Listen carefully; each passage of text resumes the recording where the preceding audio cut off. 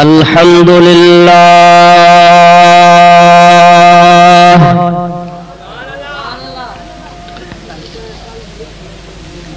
अल्हम्दुलिल्लाह नहमदुहु व नस्तईनुहु व नस्तगफिरुहु व नु'मिनु बिही व नतवक्कलु अलैहि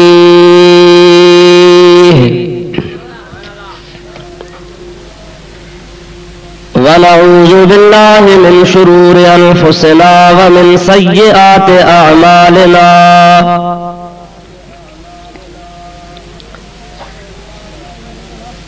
मन यहदिहिल्लाहु फला मुदिल्ल लहु व मन युद्लिल्हु फला हादिय लहु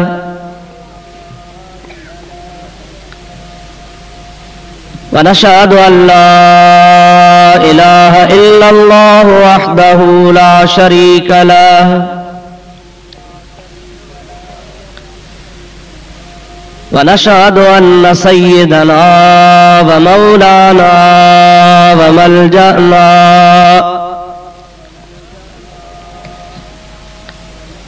व मअवाना व हादियना व महदियना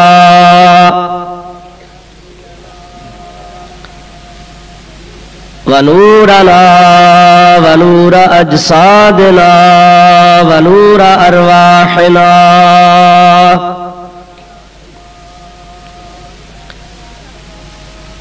व नूर हयातना व नूर ममातना व नूर अव्वलना व नूर आखिरना व नूर ज़ाहिरना व नूर बातिनना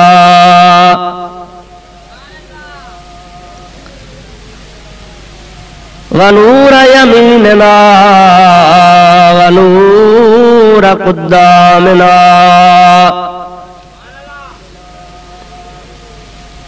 व नूर इस्लामना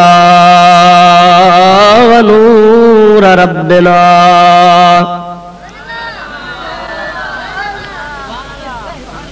सय्यदना व मौलाना मुहम्मदन अब्दुहु व रसूलुहु सल्लल्लाहु तआला अलैहि व अला आलिहि व अस्हाबिहि व अज़वाजिहि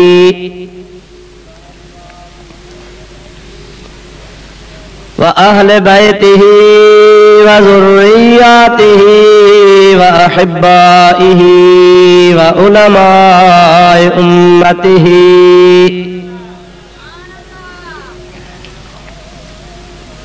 व सुलहाए मिल्लतिहि अजमईन।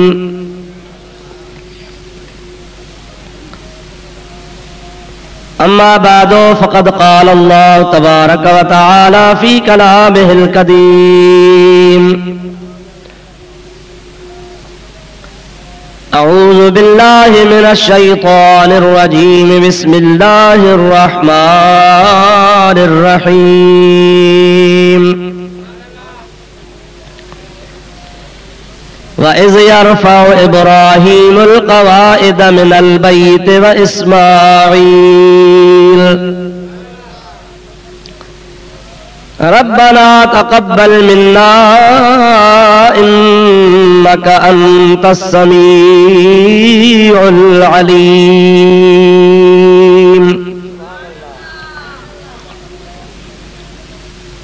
सदक़ल्लाहु मौलानल अज़ीम व बल्लगना रसूलुहुन नबियुल करीमुल अमीन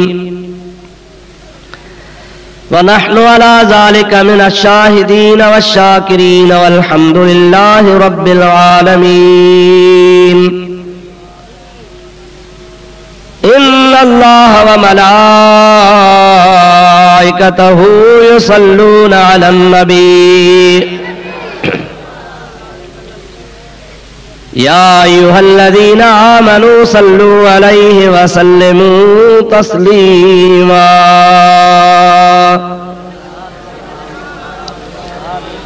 अल्लाहुम्मा सल्लि अला सय्यदना व मौलाना मुहम्मदिन व आलिहि व अस्हाबिहि व अज़वाजिहि व बारिक व सल्लिम अलैहि। सल्लिमू या कौम बल सल्लू अला सदरिल अमीन मुस्तफा मा जा इल्ला रहमतल लिल आलमीन। दुरूद शरीफ बुलंद आवाज़ से अल्लाहुम्मा सल्लि अला सय्यदना व नबीना व मौलाना मुहम्मदिन व आलिहि व अस्हाबिहि व अज़वाजिहि व बारिक व सल्लिम अलैहि।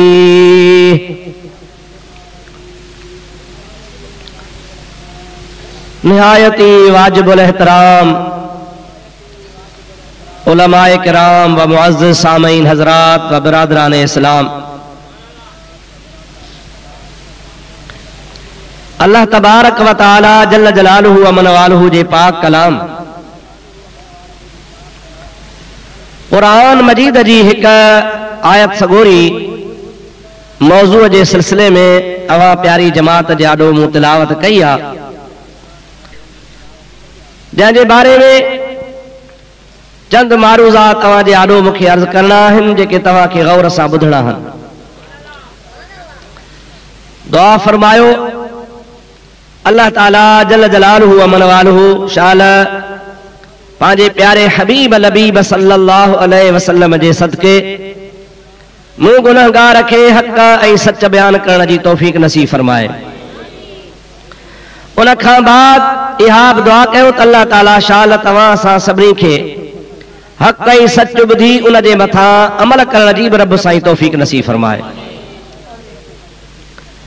सभ खां अव्वल तिलावत कयल आयत करीमा जी माना ॿुधाइण ज़रूरी आहे, छो त क़ुरान पाक जी जेका आयत पढ़िजे उन जी पहिरीं पहिरीं माना ॿुधाइजे त जीअं ॿुधण वारनि खे ख़बर पवे त अल्लाह पाक जल्ल जलालुहु व मनवालुहु जे पाक कलाम में छा इरशाद थियल आहे।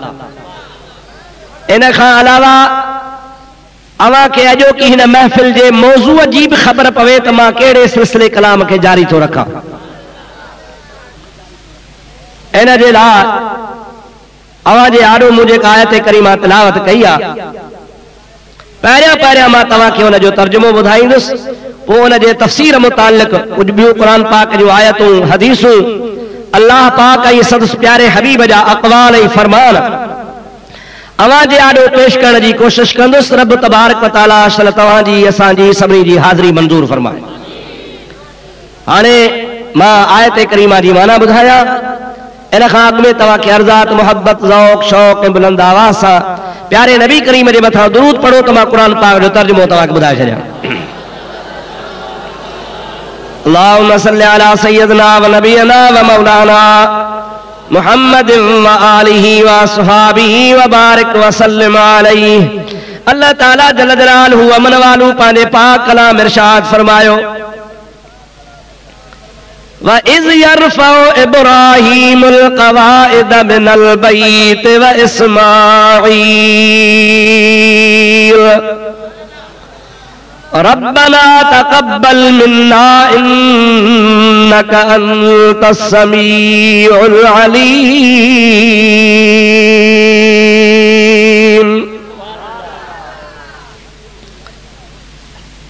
व इज़ यरफ़उ इन जे तफ़सीर में तमाम मोतबर बुजुर्गन तफ़सीर वारनि आलिमनि लिखियो आहे त इन जा हिते हिकिड़ो लफ़्ज़ मख़फ़ी आहे, उज़कुर। व इज़ यरफ़उ इब्राहीमुल क़वाइद मिनल बैत व इस्माईल। अल्लाह ताला फरमाए थो, ऐ मुंहिंजा प्यारा नबी सल्लल्लाहु अलैहि वसल्लम याद कयो उन वाक़िए खे जॾहिं हज़रत इब्राहीम अलैहिस्सलाम ऐं हज़रत इस्माईल अलैहिस्सलाम काबतुल्लाह जो बुनियाद खणी रहिया हुआ। रब्बना तक़ब्बल मिन्ना इन्नका अंतस समीउल अलीम। ऐं ॿई हीअं चई रहिया हुआ, ऐ मुंहिंजा मौला हीअ ख़िदमत असांखां क़बूल फरमाए, तू ही ॿुधंदड़ ऐं ॼाणंदड़। अल्लाह ताला जी ज़ात बाबरकात जे प्यारे नबी पाक अलैहि सलाम खे इहो वाक़ियो यादि ॾियारे चवे थो, मुंहिंजा हबीब इहो ॻाल्हि किसो यादि कर। ही किसो कहानी नाहे, न पुन्हू ऐं ससुही जी ॻाल्हि आहे, न मारूही ऐं उमर जो किसो आहे, को लैला ऐं चनेसर जी ॻाल्हि आहे। हे वाहिदुल क़हार वहदहू ला शरीक रब करीम जे पाक कलाम जी ॻाल्हि आहे। ओ मुंहिंजा मिठड़ा भाउ अज़ीज़, मुस्लमान सराइण वारो जेकॾहिं अल्लाह पाक जे कलामे पाक जी हिकिड़ी आयत जो इनकार कंदो काफ़िर थी वेंदो। छो त अल्लाह ताला जी ज़ात बाबरकात जे क़ुरान मजीद जे मथां ईमान आणणु फर्ज़ आहे। जो कुछ अल्लाह ताला पंहिंजे पाक कलाम में फरमायो आहे सो सभु सही आहे। रुगो एतिरी दुआ कयो त अल्लाह ताला जी ज़ात बाबरकात असां मौलविन खे हिदायत करे का माना सवली ॿुधायूं।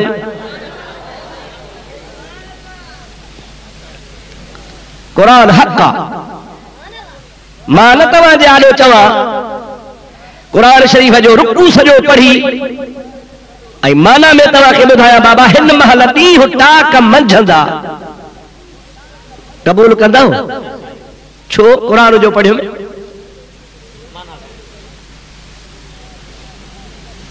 समझ में तव्हांखे शायदि ॻाल्हि कान थी अचे। मां बरोचकी तो कोन थो ॻाल्हायां, न को फारसी थो ॻाल्हायां, न को अरबी सिंधी में तो तव्हां जे आॾो कुझु अर्ज़ कयां। अबा सॼो रुकू पढ़ा भला एमी पढ़ी तव्हांखे चवां त मुंहिंजो मुंहुं ओभर आहे, मस्जिद में जो वेठो आहियां, समझा अथव अलाए कान? समझो त था न नहीं? मुंहिंजा प्यारा भाउ अज़ीज़, अल्लाह ताला तव्हांखे अकुल ॾिनो आहे, समझ ॾिनी आहे, फ़हम ॾिनो आहे, फरासत ॾिनी आहे। हिकिड़ो माण्हू आहे तव्हांजे आॾो वेही क़ुरान शरीफ़ पढ़े थो, अव्हांजे आॾो क़ुरान में किसो बयान करे थो, बाबा सॼो ॾींहुं थो क़ुरान पढ़े ऐं माना तव्हांखे अहिड़ी थो ॿुधाए जो अव्हां कल्ह मुस्लमान कोन थिया आहियो मिठड़ा, अव्हां परसू मुस्लमान पर मुस्लमान कोन थिया आहियो, अव्हां जा अब्बा मुस्लमान, अव्हां जा ॾाॾा मुस्लमान, अव्हां जा परॾाॾा मुस्लमान, अव्हां सदन खां वठी करे मुस्लमान आहियो। नए सिर इस्लाम तव्हांखे विचीअ में कोन पियो आहे। अल्हम्दुलिल्लाह सुम्मा अल्हम्दुलिल्लाह, असांजे सिंध में त मोहम्मद बिन कासिम जे ज़माने खां वठी करे असांजे क़ौम में इस्लाम हलंदो पियो अचे।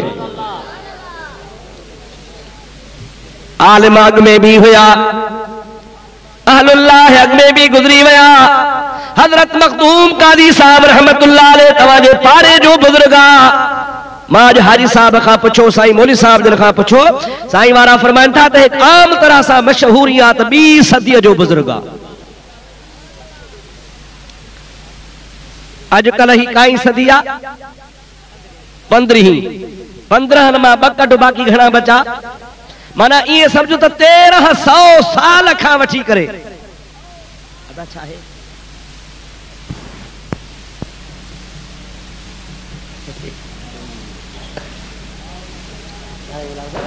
अल्लाहुम्मा सल्लि अला सय्यदना व नबियना व मौलाना मुहम्मद व आलिहि व अस्हाबिहि व बारिक व सल्लिम। दोस्तों गौर कजो, तवज्जो कजो त पाण नहीं मां मुसलमान कोन आहियूं। हजरत मखदूम काजी साहब के 1300 साल थिया आहिनि। घणा 100 साल सही?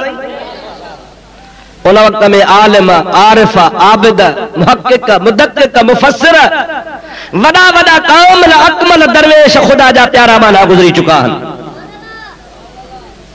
ऐं अव्हां उन पुराणे दौर खां वठी करे गौर कयो त जेको असांजे अहले सुन्नत व जमात में ॿियनि फ़िरक़नि सां वास्तो कोन्हे, अहले सुन्नत व जमात सॾाइण वारनि में जेके तरीक़ा राय जो हुआ उन्हनि खे पुराणनि कंहिं बि आलिमनि ग़लत कोन चयो, नाजाइज़ कोन चयो, बिदअत कोन चयो, शिरक कोन चयो।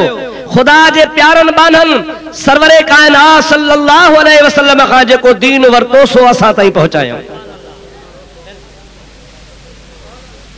हाणे न जेकॾहिं को 50 साल खां वठी या वध में 100 साल खां वठी नओं मज़हब पैदा थियो आहे, नवा फिरका, नवा टोला, नयूं जमातूं ऐं पढ़नि रुगो क़ुरान ऐं क़ुरान पाक पढ़ी तव्हांखे हिक जी ॿी पिया ॿुधाइनि। मुंहिंजा अदा उन जे लाइ तव्हां पाण सोचो, असांजी ॻाल्हि ते न हलजो।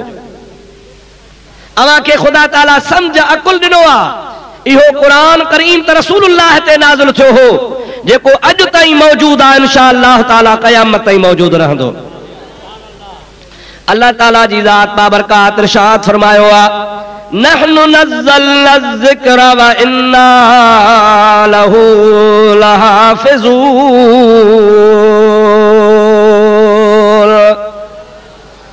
अल्लाह ताला जी ज़ात बाबरकात इरशाद फरमायो आहे तो क़ुरान पाक के नाज़िल करण वारा असां आहियूं ऐं उन जी हिफ़ाज़त भी असांजे ज़िम्मे आहे। ला तब्दील लिकलिमातिल्लाह, अल्लाह ताला जे कलमात में का तब्दीली अचण वारी कान्हे का। हे जहान हे ज़मीन बदलजी सघे थी, लेकिन अल्लाह पाक जे कलमात में, कलाम पाक में कंहिं क़िस्म जी तब्दीली नामुमकिन आहे। छा जेको क़ुरान पाक रसूलुल्लाह वटां आयो, सिद्दीक़ अकबर जे दौर में, फारूक आज़म जे दौर में, उस्मान ज़ुन्नूरैन जे दौर में, हज़रत अली मुर्तज़ा जे ज़माने पाक में, हसनैन करीमैन जे ज़माने में, सहाबा जो दौरा, ताबईन जो दौरा, तबअ ताबईन जो दौरा, उन खां बाद में हलंदो हलंदो वलियन गौसल कुतुबन दरवेशन खां असां ताईं पहुतो आहे। इहो साॻो क़ुरान आहे, इन में न का ज़ेर जी फ़र्क़, ज़बर जो फ़र्क़, शद जो को मद जो को फ़र्क़ कोन आयो आहे। हाणे इहे नवां मसइला किथां पैदा थिया जो मौलवी क़ुरान पढ़ी चवे थो त बाबा कब्र ते भांग जाइज़ न आहे, मैयत जे जनाज़े खां पोइ दुआ जाइज़ न आहे। जेकॾहिं तव्हां नबी करीम सल्लल्लाहु अलैहि वसल्लम ते सलातो सलाम पढ़ी भांग जो ठाया जाइज़ न आहे। माण्हू मरी थो वञे, जनाज़े खां बाद में चहल कदमी करायो बाबा जाइज़ न आहे। और मुझा प्यारा भाव अज़ीज़, औलिया अल्लाह जे मज़ारात ते माण्हू वसीलो वठी दुआ घुरनि था, बाबा इहा बि जाइज़ कान्हे का। नबी करीम जे लाइ माज़ अल्लाह क़ुरान पाक जूं आयतूं पढ़ी चयो थो वञे, असां जहिड़ो हो खाईंदो हो पीअंदो हो, माज़ अल्लाह नबी पाक जे लाइ ईअं चवनि पिया त हुज़ूर खे भित जे पुठियां जी बि ख़बर कान्हे का। माज़ अल्लाह नबी करीम लाइ ईअं बि चवनि था त नबी करीम खे ग़ैब जी ख़बर हुजे हा त यहूदियाणी ज़हर भरियो गोश्त खारायो, नबी पाक हो गोश्त छो खाइयो, ख़बर हुजे सा त ज़हर वारो गोश्त छो खाया।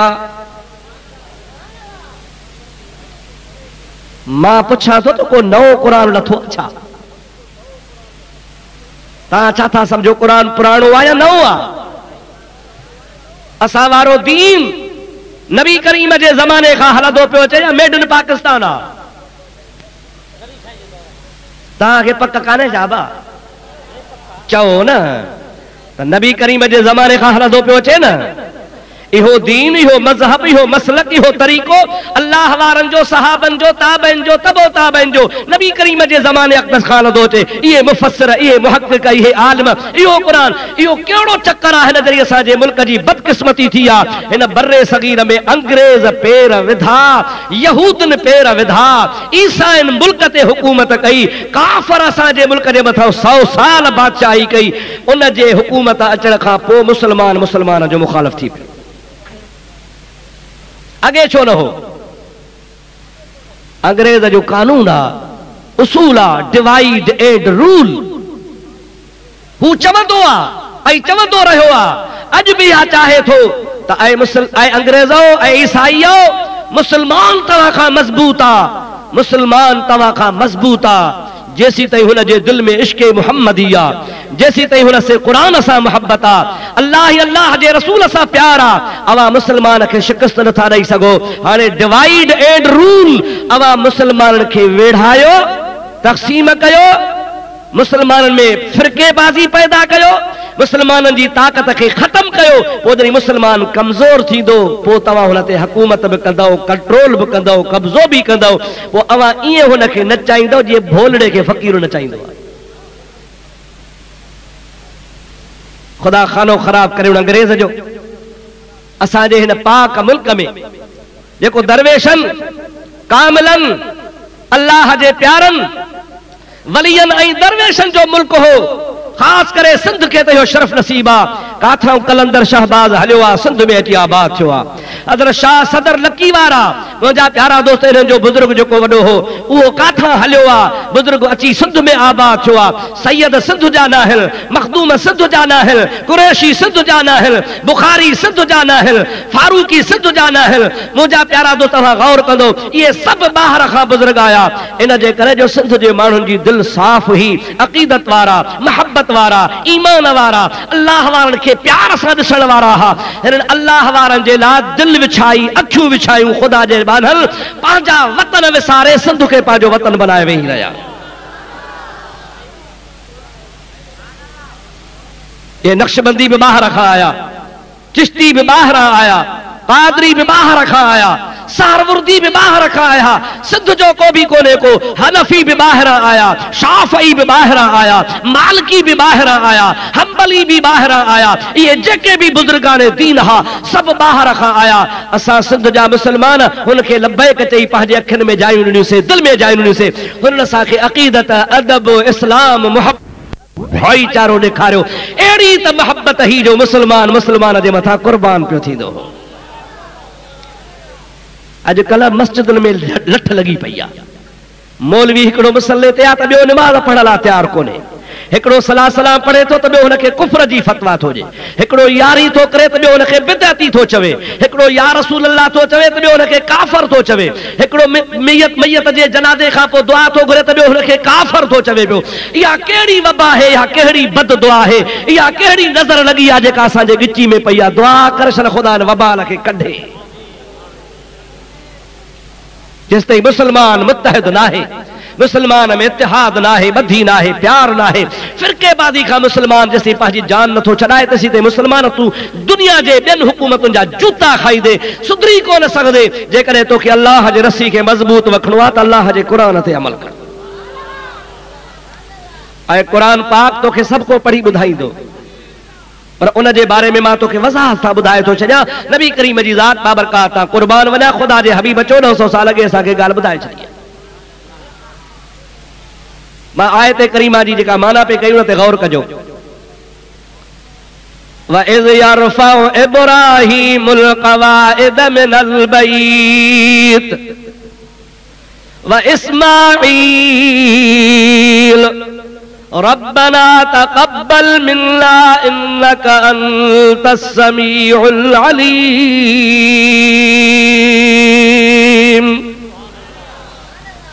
अल्लाह ताला जी ज़ात बाबरकात इरशाद फरमायो, याद कर मुंहिंजा प्यारा नबी उन वाक़े खे जॾहिं इब्राहीम अलैहिस्सलाम ऐं इस्माईल अलैहिस्सलाम काबतुल्लाह जो बुनियाद रखी रहिया हुआ ऐं चई रहिया हा, रब्बना तक़ब्बल मिन्ना इन्नका अंतस समीउल अलीम। या अल्लाह तू समीउ भी आ, अलीम भी आहे, खिदमत असांजी क़बूल फरमा। आउं तव्हांजे हिन ॻोठ मां हज़ारे दफ़ा आयो ऐं वियो आहियां। ही मेन रस्तो आहे। लाड़काणे वेंदो आहियां, ख़ैरपुर वेंदो आहियां, मेहड़ वेंदो आहियां, ॿियनि शहरनि जे अॻिते वेंदो आहियां। हिन तव्हांजे शहर मां कई दफ़ा गुज़र सफ़र थियो आहे, पर वाइज़ ऐं तक़रीर जे सिलसिले में मां सम्झां थो पहिरों दफ़ो आयो आहियां। अव्हांजे शहर जे मुअज़्ज़िज़ हाजी साहब सां असांजी पुराणी न्याज़मंदी आहे। हाजी साहब जन मेहरबानी करे असां वटि बि आया। आउं ॿ दफ़ा हाजी साहब जे बंगले ते आयो आहियां, लेकिन वाइज़ जे सिलसिले में कुझु अर्ज़ करण जे सिलसिले में पहिरों दफ़ो आयो आहियां। मुंहिंजा अदा अव्हां मूंखे ॿुधायो त जेकॾहिं न को तव्हांखे चवे अबा यादि थी मुफ्ती साहब आयो हो मखदूम साहब वारे जलसे ते, यादि थी न, यादि कर त हाओ उहो कंदो जेको जलसे में आयो हूंदो। पर जेको आयो ई कोन हूंदो चवंदा बा यार आउं इन जलसे ते कोन आयुसि, मूंखे यादि ई कोन्हे। या भला अॼु ॾिसो 9 ज़िलहज जी रात आहे, ईअं न था? सन अंग्रेजी कहिड़ो आहे 1998 ऐं इस्लामी सन कहिड़ो आहे 1418 हले पियो। हाणे हिकिड़ो छोकिरो आहे, हिकिड़ो ॿार आहे जेको 1418 में जाओ ही कोने, वो जमे थो 1420 में या 22 में या 25 में, जलसो थो आहे 1418 में। 19, 20, 21, 22, 23, 7 साल पो 1425 में जाओ। उन छोकरे के चवंदे बाबा मखदूम साहब वारो जलसो याद थी जॾहिं मुफ्ती साहब आयो। थोरो वर्दी त ॾियो अदा, ॾाढे त ॻाल्हायो। उनखे चवंदो छो ॼाओ ई कोन हो त कीअं चइबुसि त तोखे यादि आहे? अल्लाह खां भुल त कान थी आहे। अल्लाह ताला जी ज़ात बाबरकात फरमाए थो यादि कर ऐं मुंहिंजा प्यारा नबी, जॾहिं इब्राहिम अलैहिस्सलाम ऐं हज़रत इस्माइल काबतुल्लाह जो बुनियाद रखी रहिया हा। तारीख़ शाहिदा नबी करीम जी ज़ात बाबरकात हज़रत इब्राहिम खां कई 1000 साल बाद में आयो आहे। ज़ाहिरी तरह कई हज़ार साल पोइ आयो आहे। और मुंहिंजा प्यारा दोस्त रब करीम खां भुल बि कान्हे। वो कीअं थो चवे उज़कुर यानी यादि कर, जेको सभिनी तफ़सीरनि कबीर वारे लिखियो आहे, बैदावी वारे लिखियो आहे, मालिम तंज़ील वारे लिखियो आहे, खाज़न लिखियो आहे, रूहुल मानी वारे लिखियो आहे, रूहुल बयान वारे लिखियो आहे। सब बुज़ुर्ग फरमाइनि था हिते उज़कुर जो लफ़्ज़ मख़फ़ी आहे। अल्लाह ताला फरमाए थो यादि कर मुंहिंजा प्यारा नबी, जॾहिं इब्राहिम अलैहिस्सलाम बुनियाद खणी रहियो आहे काबतुल्लाह जो। हाणे यादि त उनखे कराइबो आहे जेको मौजूद हूंदो आहे। अचे त 1000 साल बाद में थो। रब कीअं थो चवेसि त मुंहिंजा महबूब यादि कर। मञणो पवंदो त इब्राहिम काबतुल्लाह जो बुनियाद रखियो पे मुंहिंजो मुहम्मद अॻे ई मौजूद हुयो।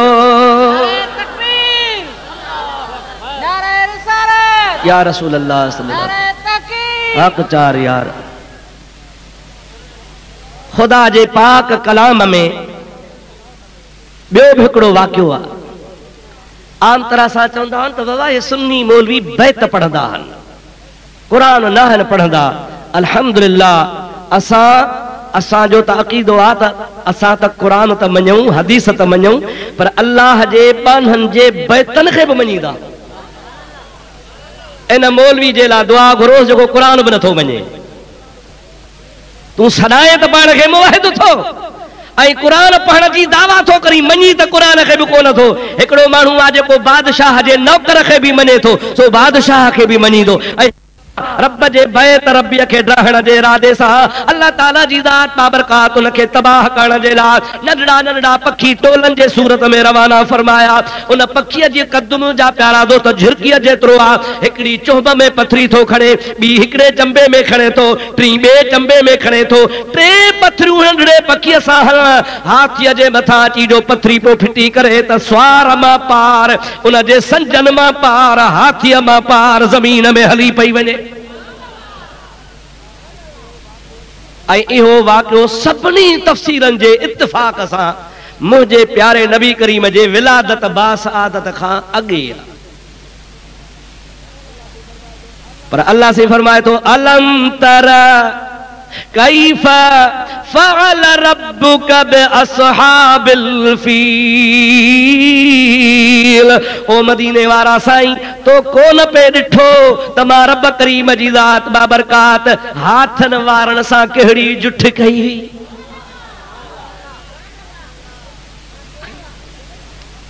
तो कोन पे ॾिठो। अलम तरा तरा तरा रा यरा मादवान फेल जो अल्लाह ताला अलम में जो अल्फा इस्तफहामिया अल्लाह ताला फरमाए तो अलम तरा कैफ़ फ़अल रब्बुक। तो कोन पे ॾिठो त तुंहिंजे रब कीअं पेरनि सां जुठ कई जो अरसल अलैहिम तैरन अबाबील। उन्हनि जे मथो रब करीम जी ज़ात बाबरकात पखियुनि जा टोला मोकिलिया हा। तरमीहिम बिहिजारतिम मिन सिज्जीलन, सख्त पथरियूं उनखे पत्थर हणी रहिया हा। फजअलहुम कास्फिम माकूल। अल्लाह ताला जे ज़ात बाबरकात जे अमर सां पखियुनि उनखे ईअं बणायो जे गाह जो ओलड़ हूंदो आहे। रब से छा थो फरमाए अलम तर कोन पे ॾिठी,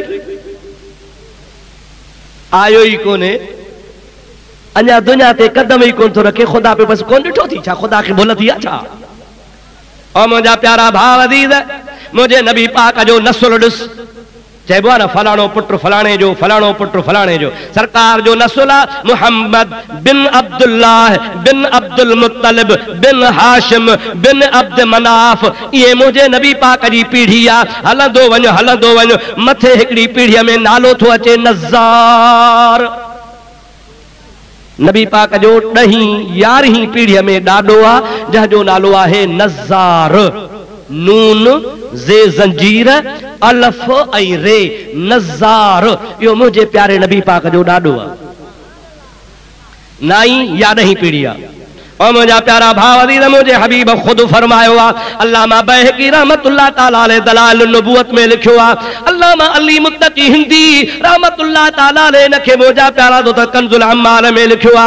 अल्लामा इब्न असाकर रहमतुल्लाह अलैह इनके तारीख़ दमश्क में लिखियो आ। इन खां अलावा ॿियनि केतिरनि बुज़ुर्गनि हज़रत अल्लामा जलालुद्दीन सुयूती रहमतुल्लाह अलैह नखे लिखियो आ त हज़रत नबी पाक जो 9हीं पीढ़ीअ में 10हीं पीढ़ीअ में ॾाॾो हज़रत नज़ार काबत जो तवाफ तो बीठो करे। जो तो काबे जी इज्जत शुरू खां हुई।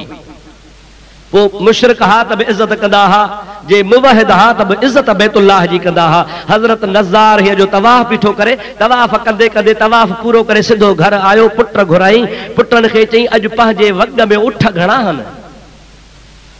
अदा जागो था।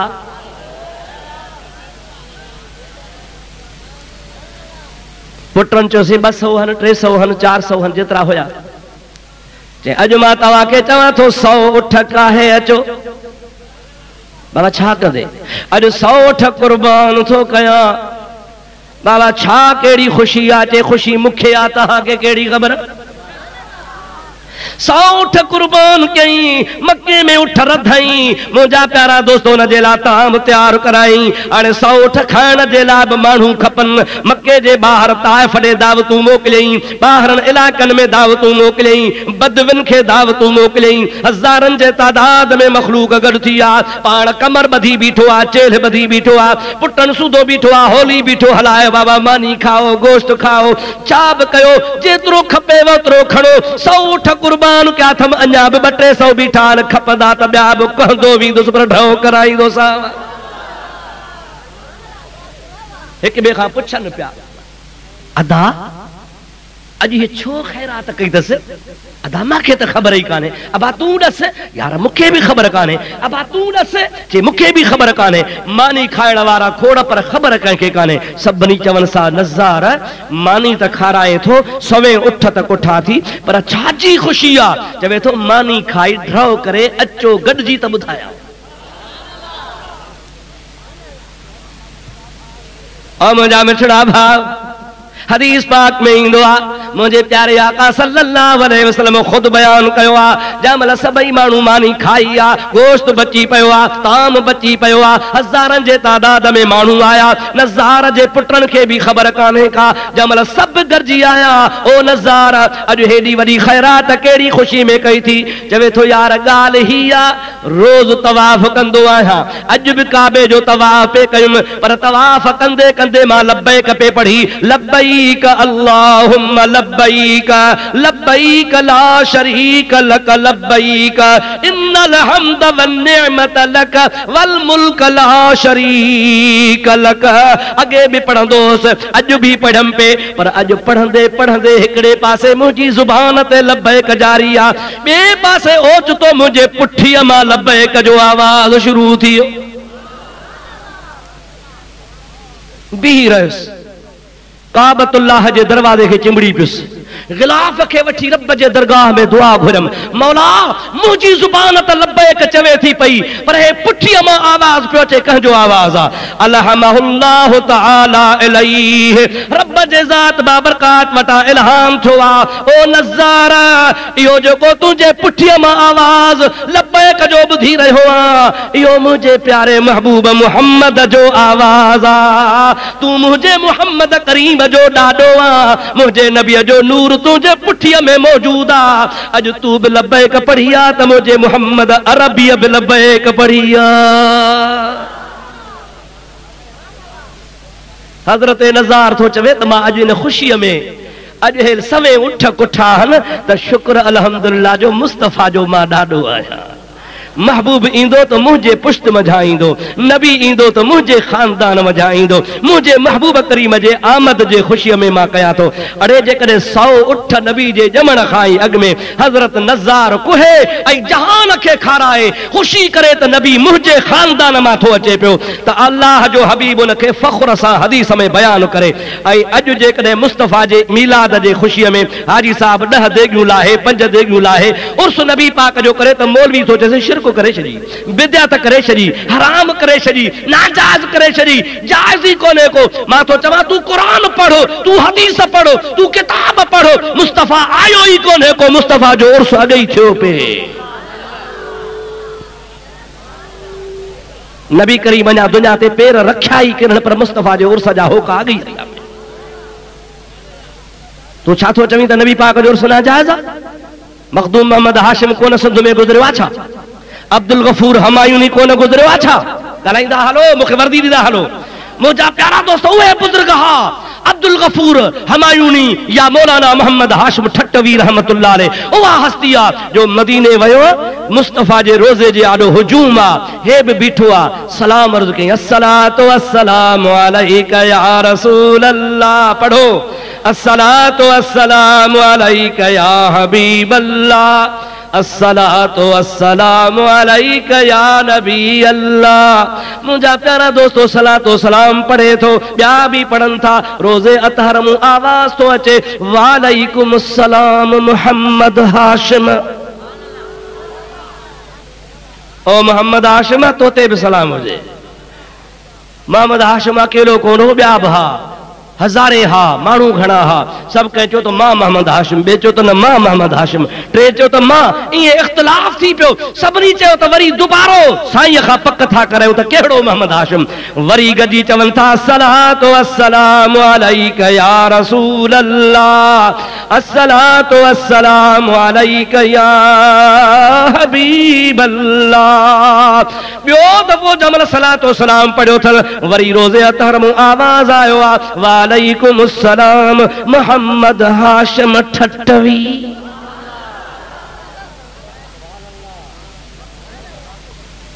मक़बूल आलिम हा। मुंहिंजा सोना मां तोखे किताब ॾेखारियां, मुंहिंजे लाइब्रेरी में लिखियो पियो आहे, अॼु खां तक़रीबन पौणा 200 साल अॻु जो किताब आहे, मुंहिंजे किताब कुतुब खाने में मौजूद आहे। मखदूम साहब रहमतुल्लाह अलैह जो उस्ताद हो, मखदूम साहब जे उस्ताद खां हिकिड़ी फतवा पुछऊं, कहिड़ी त साईं हिकिड़े वाणे हिंदूअ ठट्टे जे शहर में गुस्ताखी कई आहे सहाबन जी, उनखे कहिड़ी सज़ा ॾियूं? इन हमराह खे हेॾे वठी अचोसि, वेझो मुंहिंजे चिठी वारे खे हिते वेझो आणियोसि। पाण लिखी थी त आओ, जेकॾहिं ॿिए मोकिलियो थी त उनखे वठी आ। ॿियनि मौलवियुनि जहिड़ो मां न आहियां, मां चवंदो हा इधर या उधर।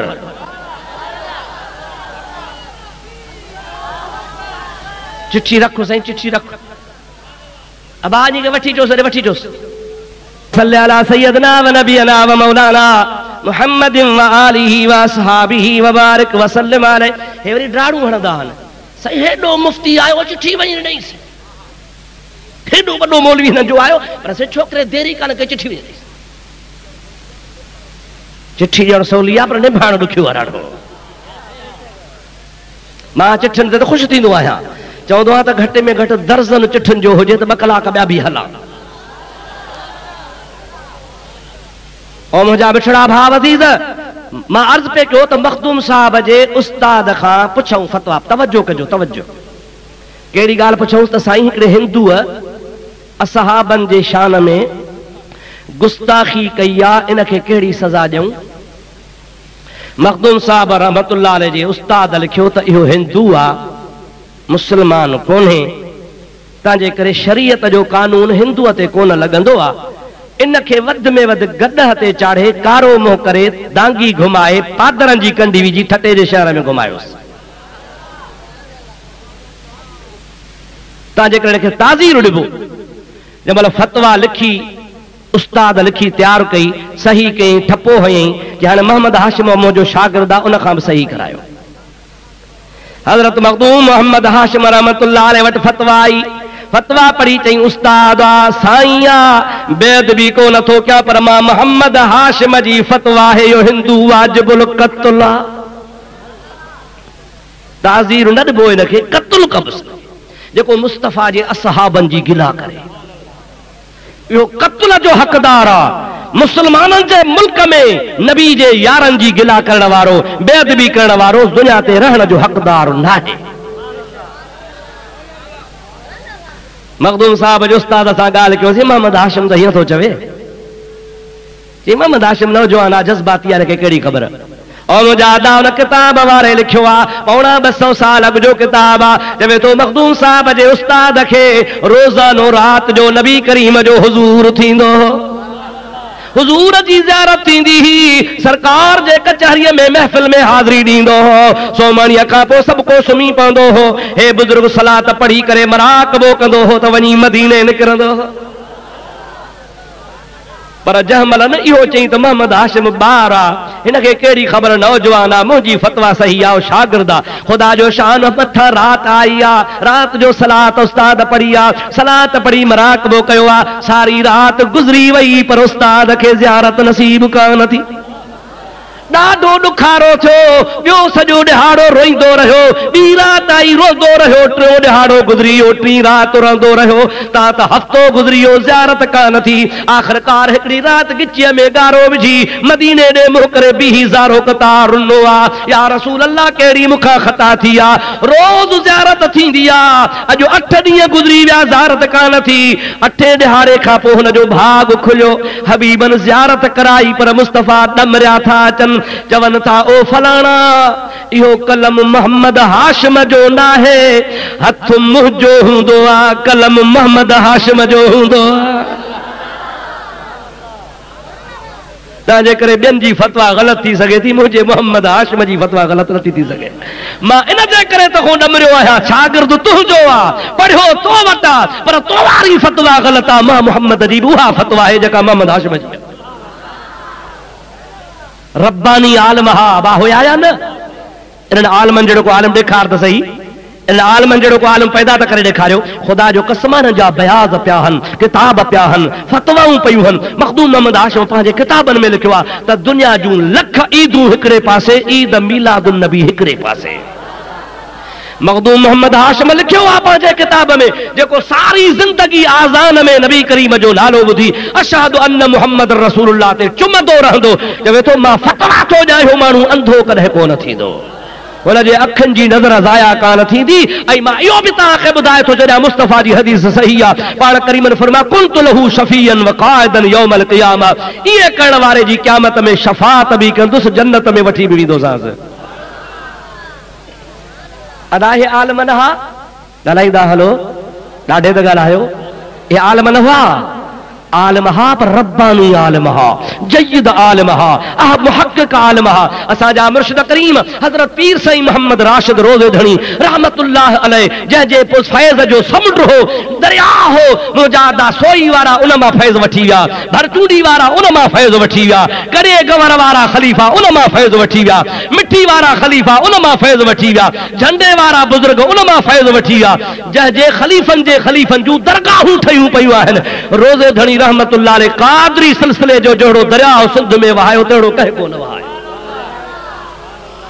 उनजे मलफूज़ात शरीफ़ में लिखियल आहे त 12 रबीउल अव्वल शरीफ़ थींदी ही हज़रत रोज़े धणी रहमतुल्लाह अलैह पंहिंजे हावेली शरीफ़ में अंदर वञी पंहिंजे अहल बैतन खे बचड़नि खे कढी ॿिए घर मोकिलींदा हुआ ऐं हावेली में नबी करीम जो उर्स कंदा हुआ ऐं ॿाहिरि ॾेढीअ ते गेंडी ऐं करो पाण हथ में खणी बीहंदा हुआ। जमात ईंदी ही, अबा तव्हांजा हथ मां थो धोआरियां, साईं तूं सैयद आहे, आले नबी आहे, मुर्शिद आहे, चवंदा हा हा उहो सभु कुझु आहियां, पर अॼु मुंहिंजे मुस्तफ़ा जो उर्स आहे, तव्हां मुंहिंजे नबी जा महिमान आहियो। मां मोहम्मद राशिद जी दिल थी चवे त नबीअ जे महिमाननि जा हथ मां धोराया। इहे सभु गुमराह ॻाल्हाईंदा हलो अदा, इहे राह खां भुलल हा, इहे बिदअती हा, इहे बरेलवी हा, न को बरेलवी हा न को बिदाती हा। खुदा जो कसम अहले सुन्नत वल जमात जा पेशवा हा, अगवान हा, कुरान जा माहिर हा, हदीस जा माहिर हा। तनखे खबर ही त खुदा जे महबूब सां इश्क कीअं रखबो आ। ओ मुंहिंजा प्यारा भाउ, तू हिकिड़े पासे कलमो तो भरे ला इलाहा इल्लल्लाह मुहम्मद रसूलुल्लाह, वरी नबी मु ऐब तो कने त नबी के गैब जी खबर हो जा त ज़हर छो खाए आ। ए मुसलमान सुना तू मुसलमान थी करे इहा ॻाल्हि न कर, शान जूं ॻाल्हियूं खुटियूं आहिनि छा? हबीब जा फज़ाइल खोटा आहिनि छा जो इहा ॻाल्हि तोखो कंहिं पुछी आहे छा त नबी खे गैब जी ख़बर कान आई? भई ज़हर जी खाधई बूटी, बकरी माई रधी यहूदियाणी ख़ैबर में, वो नबी पाक जे आॾो रखे नबी खाई वियो, ख़बर हुजे सा गैब त कीअं खाए?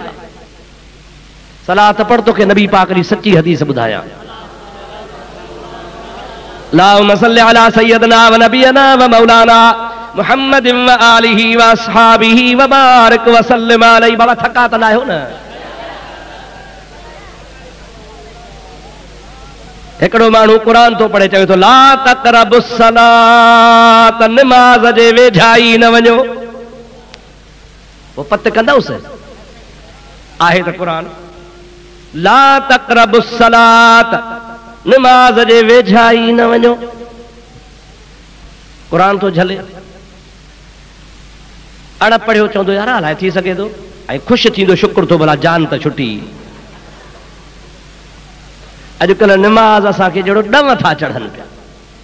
मुंहिंजे आका सल्लल्लाहु अलैहि वसल्लम फरमायो आहे, फिस्सलात कुर्रतुल ऐनई, मां मुहम्मद करीम सल्लल्लाहु अलैहि वसल्लम जूं निमाज़ में अखियूं ठरंदियूं आहिनि। हुजूर जी ज़ात बाबरकात फरमाइनि था, जमल बानो वुज़ूअ जे लाइ हथ धोईंदो आहे, रब मलाइकनि खे फरमाईंदो आहे मुंहिंजे बाने वुज़ूअ जे लाइ हथ धोता आहिनि, इन वुज़ूअ जे बरकत जे करे हथनि जा गुनाह धोई छॾियोसि। मुंहुं धोअंदो आहे, रब चवंदो आहे चपनि जा गुनाह, अखियुनि जा गुनाह, कननि जा गुनाह, ज़ुबान जा गुनाह वुज़ूअ जे सदके धोई छॾियोसि। बाहूं धोअंदो आहे, रब चवंदो आहे हिन जा हथनि वारा गुनाह धोई छॾियो, माफ़ करे छॾियो। मथे जी मख कंदो आहे, रब ताला चवंदो आहे पुछण पुछण ख्यालनि वारा ख़्वा गुनाह माफ़ कयोसि। जंहिंमहिल पेर धोअंदो आहे तंहिंमहिल रब चवंदो आहे हिन जा पेरनि जा गुनाह माफ़ कयो। जंहिंमहिल बानो निमाज़ शुरू कंदो आहे, मलाक चवंदा या अल्लाह वुज़ूअ जे सदके जिस्म जा गुनाह वया, हथनि जा वया, पेरनि जा वया, वात जा वया, नक जा वया, कननि जा वया, ॼघुनि जा वया, बाहुनि जा वया, मथे जा वया, ज़बान जा वया, जेतिरा बि गुनाह वुज़ूअ जे एवज़ सभु माफ़ कया थी। हाणे त तुंहिंजो बानो निमाज़ थो पढ़े, छा थो ॾींसि? रब चवंदो आहे वुज़ूअ जे सदके गुनाह माफ़ कयामांसि, निमाज़ जे एवज़ में जन्नत जो दर खोले ॾियोसि।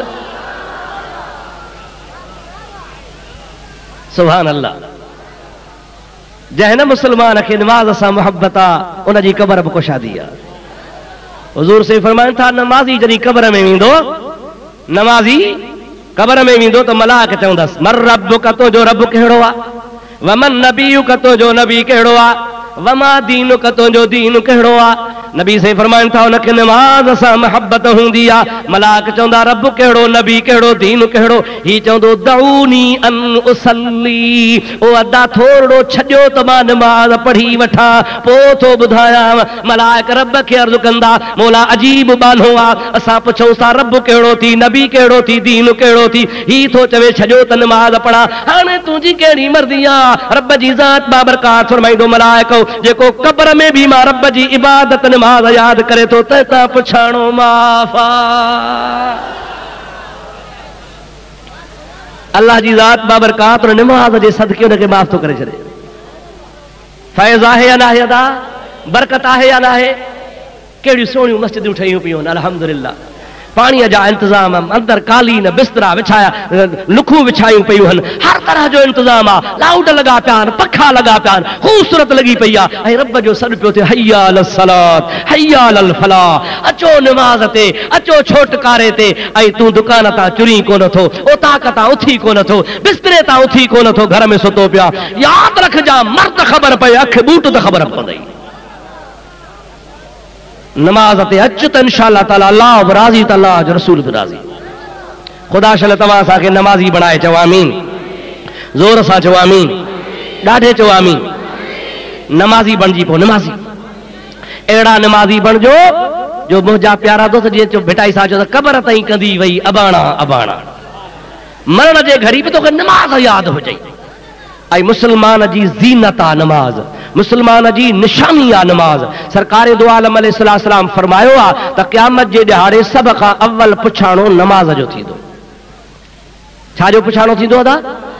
ऐं हुज़ूर ईअं बि फरमायो आहे त मुंहिंजे उम्मत खे अल्लाह ॿ नेमतूं नसीब कयूं आहिनि। पहिरीं उहे खसबुनि वरी उहे पहिरीं। साहब नज़ या रसूल अल्लाह, उहा कहिड़ी नेमत आहे जेका उम्मत खे मिली आहे ऐं वरी खसजी वेंदनि, उहा कहिड़ी आहे? सरकार फरमाइनि था पहिरीं नेमत आहे मुंहिंजे उम्मत जो हया, ॿी मुंहिंजे उम्मत जे लाइ नेमत आहे नमाज। पहिरीं उम्मत मां हया वेंदो, ॿिए नंबर में उम्मत मां नमाज हली वेंदी। वाकई ॾिसजे थो त ॻोठनि जा ॻोठ ग़ैराबाद लॻा पिया आहिनि, मस्जिदूं ठहियूं पियूं आहिनि, हर शइ मौजूद आहे, पर मुस्लमाननि जे ॻोठ में आज़ान कान थी अचे, नमाज कान था पढ़नि पिया। हेॾे वॾे ॻोठ में जेकॾहिं आज़ान थी अचे जाते 500 घर आहिनि, उते 5 नमाज़ी बि कोन था मिलनि। ओ मुंहिंजा मिठड़ा भाउ, अज़ीज़ हयाती ख्वाब आहे, आख़िर हलणो आहे, मरणो आहे, रब जी दरगाह में हाज़िरी ॾियणी आहे। मूंखे सच ॿुधाइजा त हिन दुनिया मां जॾहिं वेंदासीं, हिन जहान खे छॾे वेंदासीं ऐं क़ब्र जे अंदरि वेंदासीं त माल मिल्कियत इते हूंदा या खयूं वरंदासीं? मोए पुॼाणा मैयत जे तकड़ कन तमाम, खण वाई वात में मंज़ल कन मुकाम, लुत्फ साण लतीफ़ चवे लताब कन लीलाम। हाणे मोट मुहम्मद जाम जो उम्मत तुझे आसरे। न को अबो साण हूंदो, न का अमड़ साण हूंदी, न को भाउ साण हूंदो, न को अज़ीज़ साण हूंदा। प्यारा पुट बि मुजादा मुक़ाम ताईं मस हलंदा, मण मिटीअ जा वारे वापसि ईंदा, 10 मिंट क़ब्र जे मथां कोन वेहंदा। घर वारी मुक़ाम ताईं त कान हलंदी, पर घर खां बि ॿाहिरि कान निकिरंदी। इहे बगुला, इहे मालातूं, इहे कारूं, इहे ज़मींदारियूं, इहे नवाबियूं, इहे इल्म, इहे कुतुब खाना, इहे खज़ाना, इहे दौलतूं सभु इन जाइ ते छॾे अकेलो वाहिदुल क़हार जी दरबार में हलंदासीं। शाह साहब फरमाइनि था, बर बंजूअ वेही केड़ियूं कंदे ॻाल्हियूं, ॼानी मानी मोटिया वर वनी ॾेई, पो कल कान पेई त ॾाज ॾिनऊंसि कहिड़ो। कारे कलर में सुम्हारे मोटी वेंदा, वो बंदो जाने तो बंदे जो रब जाने। आखिर इन सफर जे लाइ कुछ तैयारी मिठड़ा कर। ओ मुझा मिठड़ा भाव अजीज, अल्लाह से तो असा के नमाजी बनाए, हर मुसलमान जे बच्चन के खुदा दीनदार बनाए। अर्ज पे कम गाल पे कम अध में वरी पोते हले उस मोटी अचा नबी करीम जी ज़ात बाबरकात लाए गोश्त जी गाल पे कम। तो यहूदियाणी गोश्त खारायो ही था चवन त खबर कान ही, असल में सही हदीस पढ़नी कोन था। ला तकरबु सलात, नमाज जे वेझाई न। अरे खुदा हिदायत करई थोड़ो अॻिते त हल। अल्लाह ताला फरमाए थो, व अंतुम सुकारा, नशे जी हालत हुजेव त पोइ नमाज जे वेझा न वञो, नशो अथव हराम। इहो हराम कमु न कजो जेको तव्हांखे नमाज खां बि गाफ़िल कंदो। अव्हांखे नमाज जी ख़बर ई कान पवंदी, नशे जी हालत में नमाज जे वेझा न वञो। हाणे त ॻाल्हि सवली आहे न साईं, पर जो रुगो माण्हू बीही रहे त ला तकरबु सलात, नमाज जे वेझा ई न वञो। आहे त क़ुरान पर अधूरी माना ठहंदी कान, ईअं न साईं। त हीअ हदीस जेका आम माण्हुनि खे ॿुधाईंदा आहिनि त नबी पाक खे ज़हर ॾिनो वियो ऐं हुज़ूर खाई छॾियो, ग़ैब जी ख़बर कान हस तरी त खाधई न, हुजे सा त छो खाए हा। हाणे इहा सची सही हदीस मां तोखे ॿुधायां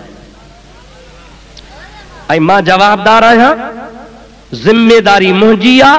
हिकिड़ो अखर बि घटि वधि थिए जेका चोर जी सज़ा सां मुंहिंजी सज़ा। पर जे मुकम्मिल जेका हदीस मां बयान थो कयां, इहा तोखे ॾेखारियां त मां ॾंड न वठंदोसां, पैसा कोन वठंदोसां, मां रुगो मिंथ कंदोसां त महिरबानी करे पुराणो मज़हब छॾे नओं कलमो भर ला इलाहा इल्लल्लाह मुहम्मद रसूलुल्लाह। अॼु ताईं बेईमान वारे मज़हब ते हुए, इहो छॾे नओं मुस्लमान थी, जेके नबी मां आइब था कढनि पिया। ॻाल्हि असुल ही आहे त सरवरे कायनात सल्लल्लाहु अलैहि वसल्लम जीअं जो ख़ैबर में विया, मदीने पाक में रियासत कायम करण खां पोइ ख़ैबर ने नबी पाक जॾहिं चढ़ाई कई त ख़ैबर में यहूदी रहंदा हुआ। ख़ैबर जो सॼो इलाइक़ो हुयो यहूदियुनि जो, ऐं यहूदी वॾा शरारती हुआ, पर पढ़िया लिखिया बि हुआ, जाहिल बि कोन हुआ, इल्म वारा हुआ। तौरेत जा ॼाणू, इंजील जा ॼाणू, ज़बूर जा ॼाणू, आसमानी सहीफ़न ऐं किताबनि जा ॼाणू हा। त उन्हनि यहूदनि पाण में सलाह कई त इहो जेको मुहम्मद चओ सल्लल्लाहु अलैहि वसल्लम असांजे मुल्क ते काह करे आयो आहे, ख़बर नाहे नबी आहे अलाए न। हाणे इनखे आज़मायूं। छो?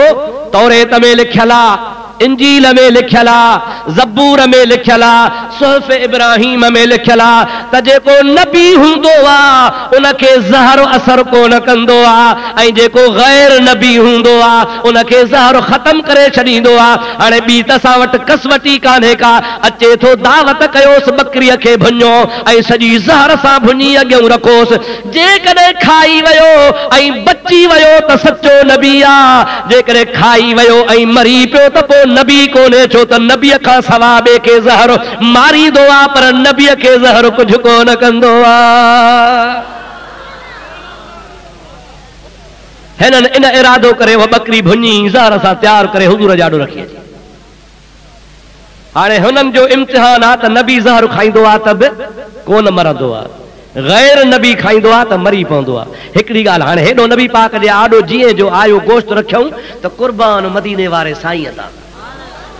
पाण फरमायूं था मूंखे रब करीम जो कसम आहे, जीअं जो गोश्त मुंहिंजे आॾो रखियऊं अञा मूं हथ ई कोन वधायो आहे त उहे गोश्त जूं बूटियूं बकरी भुगल मूंसां ॻाल्हाए पई या रसूल अल्लाह मुंह में हथ न विझजांइ, छाजे करे जो मुंह में कातुल ज़हर पियल आहे। हुज़ूर जी ज़ात बाबरकात फरमायूं था बकरी मूंखे ॿुधायो त मुंह में ज़हर आहे, पर मूं वरी बकरी खे चयो त मां तोखे खावां थो, मां मुहम्मद खे कुझु कोन थींदो।